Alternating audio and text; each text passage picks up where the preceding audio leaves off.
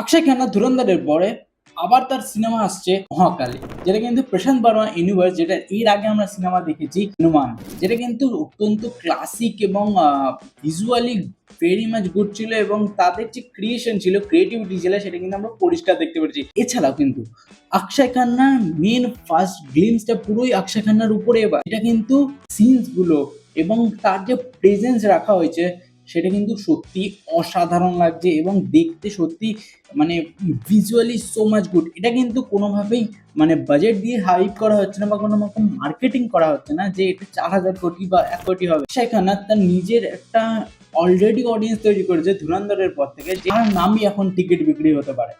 তাকে যেভাবে প্রেজেন্স করা হয়েছে এবং শুক্রাচার্য গুরু যে মানে ভয়েস ওভার থেকে শুরু করে তার যে মেন সিকোয়েন্সটা যখন করেছে, আমরা রাক্ষস জাতির পিওভিটা দেখতে পাচ্ছি যে রাক্ষসদের সাথে কিন্তু সবসময় ঠিক হয়নি। এই নিয়েও কিন্তু মানে রাক্ষসদের পিওভিটা আমাদের দেখতে হবে। এখন আমাদের বেশ বেশ good high, I am satisfied for this teaser, but I say I am excited for this movie, Mahakali.